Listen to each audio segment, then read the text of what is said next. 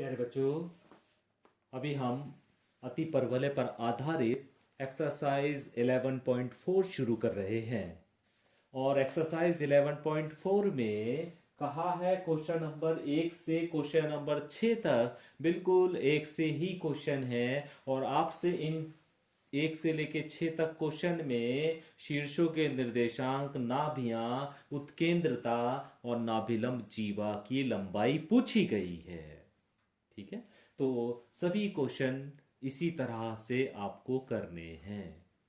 देखिए जरा question number 1, हमें एक समीकरण दी गई है x² upon 16 minus y² upon 9 बराबर 1।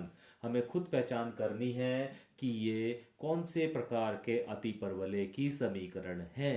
तो हमने बताया कि जब y² के साथ माइनस का साइन है तो ये आपका पहले प्रकार का अति परवलय है। तो पहले प्रकार का अति परवलय x² upon a² minus y² upon b² बराबर 1 से इसकी हम तुलना कर लेंगे। और जब तुलना कर लेंगे तो a² बराबर आपको 16 और b² बराबर आपको 9 मिल जाएगा। देख लीजिए a² की वैल्यू 16 है और b² की वैल्यू 9 है। तो यहां से a की वैल्यू 4 आ गई और b की वैल्यू 3 आ जाएगी। ठीक है, इसकी सहायता से हम c की वैल्यू निकालेंगे और हम जानते हैं c² बराबर होता है a² प्लस b²। तो a² की वैल्यू 16 है, b² की वैल्यू 9 है, जोड़ा तो 25 आ गया। तो c² बराबर 25 है, तो c बराबर कितना आ गया आपके पास? 5 आ गया है। तो आपको a की, b की, c की वैल्यू पता चल गई है। अभी शीर्षों के निर्देशांक हम जानते हैं, जब पहले प्रकार का अति परवलय होता है तो शीर्षों के निर्देशांक होते हैं प्लस माइनस a0। और प्लस माइनस a0 का मतलब क्या हो गया? a की जगह 4 रख दीजिए तो प्लस माइनस 4 0। नाभियां होती हैं प्लस माइनस c0 पहले प्रकार के अति परवलय में, और c की वैल्यू 5 आई है इसलिए plus minus 5 0। उत्केंद्रता c upon a होती है, c की वैल्यू 5 है, a की वैल्यू 4 है, तो उत्केंद्रता आ गई 5/4। नाभिलंब जीवा की लंबाई 2b² अपॉन a है, b² की वैल्यू 9 है, a की वैल्यू 4 है। इन वैल्यू को हमने यहां पर रखा, इस 2 से इस 4 को कैंसिल किया तो नाभिलंब जीवा की लंबाई आ गई 9/2। तो मुझे उम्मीद है प्यारे बच्चों कि इस इक्वेशन को देखकर आपको पहचानना है कि कौन से प्रकार का अति परवलय है और उसी पर आधारित आपको इन पॉइंट्स का इस्तेमाल करना है। ठीक है, तो ये क्वेश्चन आसानी से आपको समझ में आ गया होगा। क्वेश्चन नंबर दूसरा देखिए प्यारे बच्चों, और क्वेश्चन नंबर दूसरा ये दिया गया है कि y² अपॉन 9 माइनस x² अपॉन 27 इक्वल टू 1। अभी आपने देखा पहले वाले क्वेश्चन में y² के साथ माइनस का साइन लगा हुआ था और दूसरे क्वेश्चन में x² के साथ माइनस का साइन लगा हुआ है। तो इसका मतलब ये दूसरे प्रकार का अति परवलय है।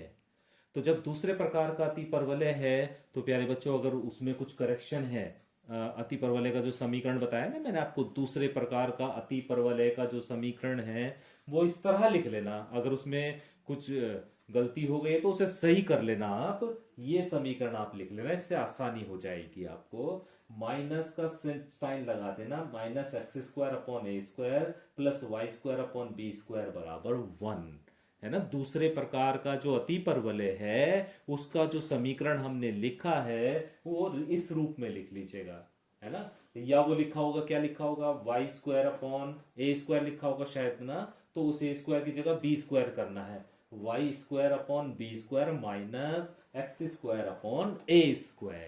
ऐसे भी लिखा जा सकता है या ऐसे लिख लीजिए उसे, minus x² upon a² plus y² upon b² बराबर 1। तो अगर उसमें कुछ करेक्शन है तो वो करेक्शन कर लीजिएगा कि minus x² upon a² plus y² upon b² बराबर 1। तो ये दूसरे प्रकार के अति परवलय का समीकरण होता है।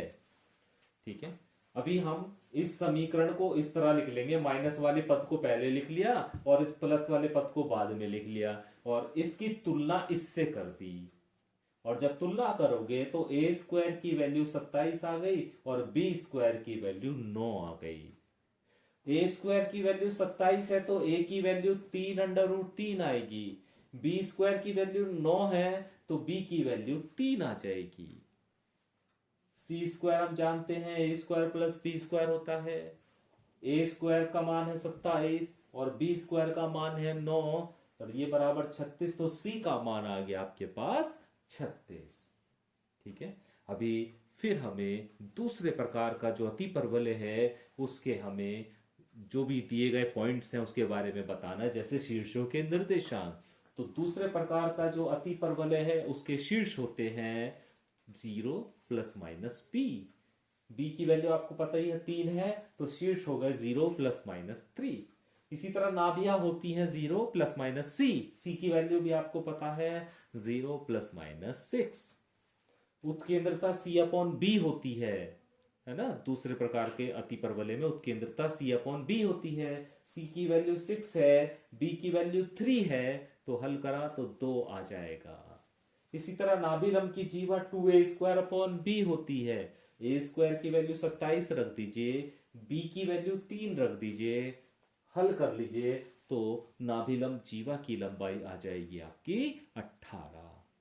ठीक है, तो प्यारे बच्चों इस तरह मैंने आपको ये 2 क्वेश्चन करके दिखाए हैं जो एक तो पहले प्रकार के अतिपरवलय पर आधारित है और एक दूसरे प्रकार के अतिपरवलय पर आधारित है। तो याद रखिएगा जब आप नोट करेंगे तो दूसरे प्रकार का जो अतिपरवलय है उसके जो भी पॉइंट्स हैं उन्हें तो आप नोट करेंगे, उसके साथ जो उसका समीकरण नोट करेंगे वो इस रूप में भी कर सकते हैं।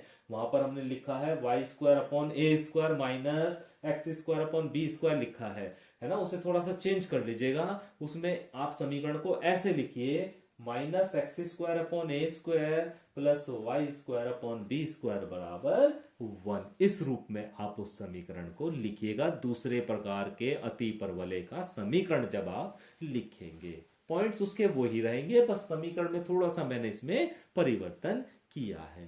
ठीक है, तो प्यारे बच्चों ये आगे के जो क्वेश्चन है ना, जो 3 से लेके 6 तक क्वेश्चन है, उन क्वेश्चन को इसी तरह आप खुद करने की कोशिश करेंगे।